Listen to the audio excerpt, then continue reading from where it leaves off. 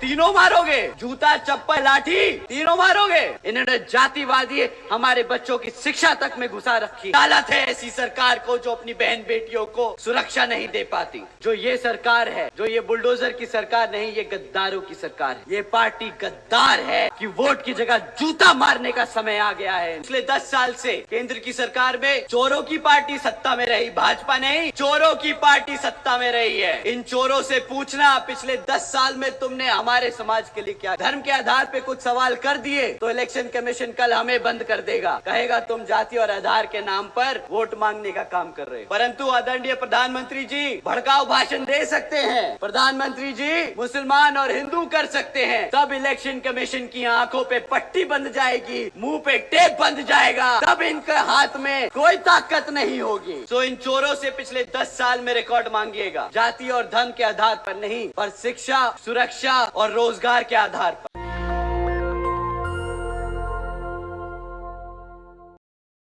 Bahujan Samaj party यहाँ अपने कार्यकर्ता, अपने समर्थकों के तन मन और धन से यहाँ पर उनके बलबूते पे ये मूवमेंट चलाती है। और पिछले कई सालों से, जब से बहुजन समाज पार्टी अस्तित्व में आई है, जब से स्थापित हुई है, तब से वो आपके तन मन और धन की ओर पे, धन की वजह से यहाँ पे इलेक्शन लड़ती आई है। और आने वाले भविष्य में भी आप ही की मेहनत से, आप ही के पैसे से पूरे देश भर में बहुजन समाज पार्टी इलेक्शन लड़ती जाएगी। के जाऊंगा जो आप इन विपक्षी पार्टियों से पूछ सकते हैं।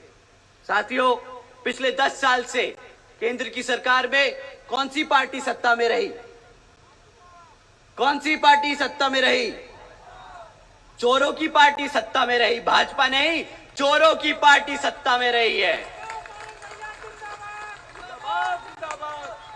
तो साथियों, इन चोरों से पूछना पिछले 10 साल में तुमने हमारे समाज के लिए क्या किया? साथियों, पूछना, आप इनसे जाति और धर्म के आधार पे सवाल नहीं करना। अगर हम जाति और धर्म के आधार पे कुछ सवाल कर दिए तो इलेक्शन कमीशन कल हमें बंद कर देगा, कहेगा तुम जाति और आधार के नाम पर वोट मांगने का काम कर रहे हो। परंतु आदरणीय प्रधानमंत्री जी भड़काऊ भाषण दे सकते हैं, प्रधानमंत्री जी मुसलमान और हिंदू कर सकते हैं, तब इलेक्शन कमीशन की आंखों पे पट्टी बंध जाएगी, मुंह पे टेप बंध जाएगा, तब इनके हाथ में कोई ताकत नहीं होगी। पर जब आपका बहुजन समाज सवाल उठाता है, तब इनको सारे कानून याद आ जाते हैं। कोई बात नहीं, एक समय आएगा जब गद्दी पर बहुजन समाज पार्टी की राष्ट्रीय अध्यक्ष बहन कुमारी मायावती जी प्रधानमंत्री होंगी और फिर वो कानून के आधार पर यहाँ पर काम करने का पूरी कोशिश करेंगी। साथियों, तो इन चोरों से पिछले 10 साल में रिकॉर्ड मांगिएगा, जाति और धर्म के आधार पर नहीं, पर शिक्षा, सुरक्षा और रोजगार के आधार पर, कि इन क्षेत्रों में, इन 3 क्षेत्रों में इनकी सत्ता में रहने के बाद क्या काम हुए आपके समाज के लिए। साथियों, शिक्षा से शुरू करते, सबसे महत्वपूर्ण होती है हमारे बच्चों की शिक्षा। वो कहते हैं ना, बाबा साहब कहते थे कि शिक्षा वो शेरनी का दूध है, जो पिएगा वो, अरे दहाड़ो तो मेरे भाई, शेरनी। साथियों, बाबा साहब क्या कहते थे? शिक्षा वो शेरनी का दूध है, जो पिएगा वो। साथियों, ये लोग वो हैं जो हमारे बच्चों को, हमारे बच्चों की शिक्षा छीनने का काम कर रहे हैं। पिछले 10 सालों में इन्होंने सरकारी स्कूलों की इतनी हालत खराब कर दी है, बदतर कर दी है, कि आज अगर सरकारी स्कूल के बच्चे को आप गुणा भाग करने को कहो तो 8वीं कक्षा के बच्चे गुणा भाग नहीं कर पाते। और ये मैं नहीं कह रहा, ये इनकी सरकारी सर्वे बोल रहे हैं। अगर आप उनसे पूछो अंग्रेजी में 4 सेंटेंस बोल दो बच्चे, तो वो सेंटेंस अंग्रेजी में सवाल जवाब नहीं कर सकते, वो समझ नहीं पाते कि सामने वाला अंग्रेजी में बोल क्या रहा। साथियों, अगर शिक्षा के और नाम पर आपने ये खिलवाड़ किया है, तो आप बताइए क्या इन लोगों को वोट बनता है कि नहीं? वोट नहीं बनता तो क्या बनता है? जूता, चप्पल या लाठी? क्या तीनों मारोगे? तीनों मारोगे? ठीक है साथियों, तो एक एक जोड़ी चप्पल निकाल लीजिए, एक एक लाठी निकाल लीजिए और एक एक जूता निकाल लीजिए। वोट मांगने आए उसी हिसाब से उसे वो चप्पल जूता और डंडा मार मार के उसको बता देना कि जो तुम लोगों ने हमारे से शिक्षा छीनी है उसके बदले तुम्हें वोट नहीं, ये डंडा मिलेगा। साथियों, शिक्षा के नाम पर इनसे जब सवाल करोगे तो ये आपको डिजिटल इंडिया की बात बताएंगे कि हमने डिजिटल इंडिया बनाया है। इंडिया में हर एक बच्चा आज कंप्यूटर पे है, वो टेक्नोलॉजी के बारे में सीख रहा है। परंतु साथियों, हकीकत ये है कि आज 65% से ज्यादा सरकारी स्कूलों में एक कंप्यूटर तक नहीं है। अगर सरकारी स्कूलों में कंप्यूटर नहीं होगा तो कहां से डिजिटल इंडिया बनेगा, कहां से हमारा बच्चा स्कूलों में टेक्नोलॉजी के बारे में सीखेगा? आप ही बताइए साथियों। अगर हमारा बच्चा प्राइमरी सेकेंडरी स्कूल में पास होकर किसी तरह सरकारी कॉलेजेस में दाखिला ले लेता है तो आप जानते हैं उसका क्या हाल होता है। अभी 10-12 दिन पहले की बात है, कुछ छात्र बाबा साहब भीमराव अंबेडकर जी की यूनिवर्सिटी में, बाबा भीमराव अंबेडकर जी की यूनिवर्सिटी जो है उसमें बाबा साहब की जयंती बनाने की कोशिश कर रहे थे। परंतु वहां के प्रोफेसर, डीन, उन लोगों ने क्या किया, बच्चे अपने बाबा साहब को पूज रहे थे तो उनसे वो बर्दाश्त नहीं किया गया। लाठी मार मार कर उनको पीटा, सिक्योरिटी गार्ड को बुलाकर उनको पीटा और फिर उनके खिलाफ फर्जी केस दर्ज कराकर उन्हें जेल में डाल दिया। साथियों, क्या इस स्वतंत्र भारत में, बाबा साहब के भारत में, क्या हमको उनकी जयंती बनाने का हक नहीं है क्या? अगर कोई आपसे वो हक छीने तो उसकी क्या सोच है, आप ही बताइए। कैसी सोच है उसकी अगर वो बाबा साहब की जयंती नहीं बनाने देना चाहता? मानवतावादी जो गंदी सोच है इन लोगों की, जो बाबा साहब को नहीं मानते, जो बच्चे बाबा साहब के बारे में पढ़ते हैं, जो उन्हें अपना भगवान मानते हैं, उनके खिलाफ हैं ये लोग। तो अगर सरकारी कॉलेजेस जहां पे शिक्षा दी जाती है, अगर शिक्षा के जन्मदाता, शिक्षा के जो प्रतीक है हमारे, अगर उसकी ही जयंती नहीं बनाने देंगे तो ये लोग किसके साथ हैं और किसके खिलाफ, आप खुद ही समझ जाइएगा साथियों। इन्होंने जातिवादी हमारे बच्चों की शिक्षा तक में घुसा रखी है। ये चाहते नहीं कि हमारे बच्चे पढ़े, हमारे इतिहास के बारे में जाने। आप जानते हैं ना वो बड़े बुजुर्ग क्या कहते हैं? मैं सभी युवाओं से बोलता हूं साथियों, बड़े बुजुर्ग हमेशा कह के गए हैं कि अगर किसी समाज को खत्म करना है तो उसका इतिहास मिटा दो, उसको इसके इतिहास से दूर कर दो। हमारे स्कूल में, हमारे कॉलेजेस में बाबा साहब का इतिहास, हम उनके बारे में पढ़ते हैं तो आज हम जानते हैं कि हमारी ताकत, हमारी शक्ति क्या है। ये लोग आपको आपके इतिहास से दूर करने की कोशिश कर रहे हैं, आपको दोबारा से वही गुलाम बनाने की कोशिश कर रहे हैं साथियों। शिक्षा के नाम पर इन्होंने सिर्फ खिलवाड़ किया है। तो जब ये शिक्षा का मुद्दा उठाना हो तो बताइएगा कि जब तुमने हमारे बच्चों को बाबा साहब की जयंती नहीं बनाने दी, जब तुमने हमारे बच्चों को पढ़ने नहीं दिया सरकारी स्कूलों में, तो किस बात का वोट बनता है तुम्हारा? आप ही बताइए साथियों, वोट बनता है क्या? इसी क्रम में साथियों, जब आप उनसे रोजगार की बात करोगे तो सबसे बड़ा मुद्दा आपके पास है, हमारे युवा साथी झेल रहे हैं ये पेपर लीक होने का। बताइए साथियों, कौन सा महीना होता है जब पेपर लीक नहीं आता? पेपर लीक की खबरें कब नहीं आती आपको? कोई ऐसा महीना जाता है कि नहीं जाता है? बताइए, नहीं जाता ना साथियों। इन्होंने जो खिलवाड़ किया है ना आपके साथ, वो आप लोग खुद झेल रहे।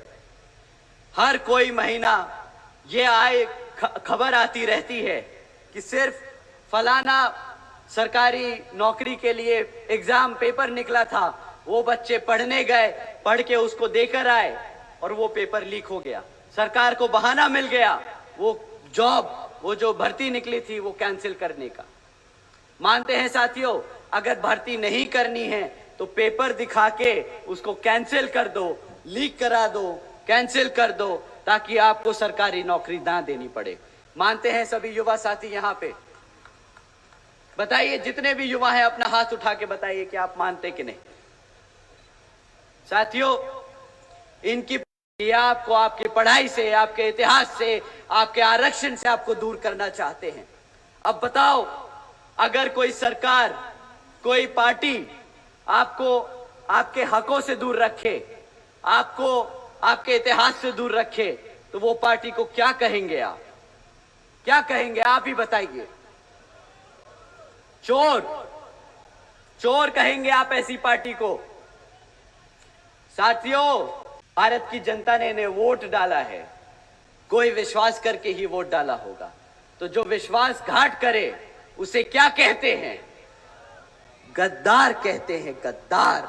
ये पार्टी गद्दार है, ये आपकी गुनहगार है। साथियों, इनका समय पूरा हो गया है। साथियों, ऐसा नहीं है कि ये सरकार आपको रोजगार नहीं दे सकती। आप जानते हैं कि सेंटर में 30 लाख से पद खाली पड़े हैं, 30 लाख से ज्यादा सरकारी पद खाली पड़े हैं। चाहे तो ये कल आपको रोजगार दे चाहे तो आपको कल रोजगार दे दे, परंतु इनकी नीयत नहीं है, इनकी इच्छा नहीं है कि आप कभी रोजगार में आ जाओ।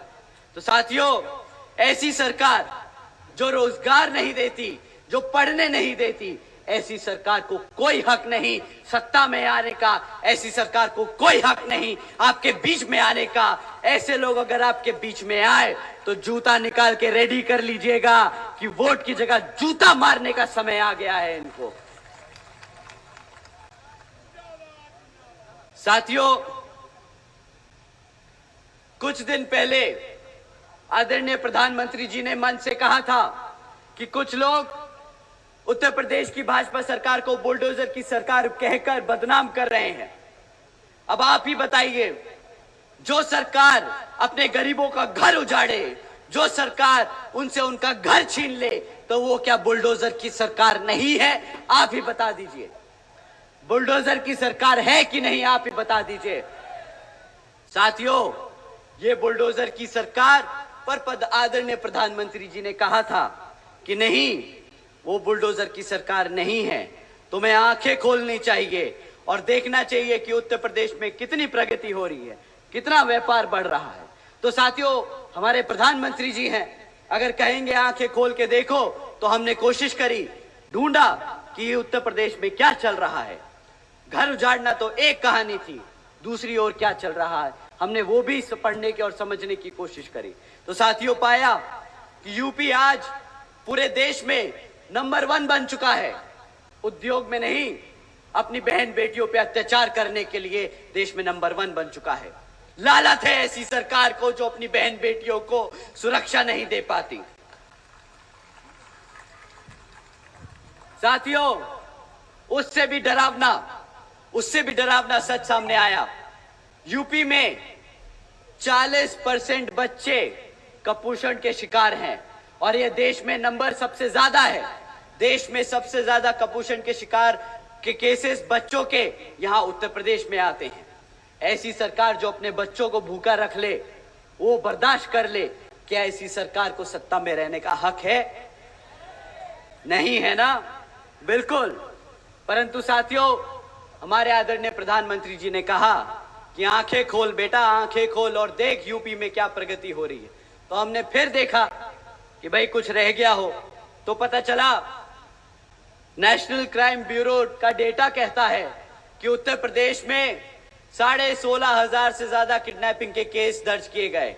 अब आप ही बताइए, जहां पे बच्चे बहन बेटियां सुरक्षित नहीं हैं, हमारे छोटे छोटे बच्चे भूखे रह रहे हैं, जहां पे किडनैपिंग बढ़ती जा रही है, तो ये बुलडोजर की सरकार तो नहीं है। साथियों, मैं मानता हूं कि ये बुलडोजर की सरकार नहीं है। साथियों, जो ये सरकार है, जो ये बुलडोजर की सरकार नहीं, ये गद्दारों की सरकार है, गद्दारों की सरकार है।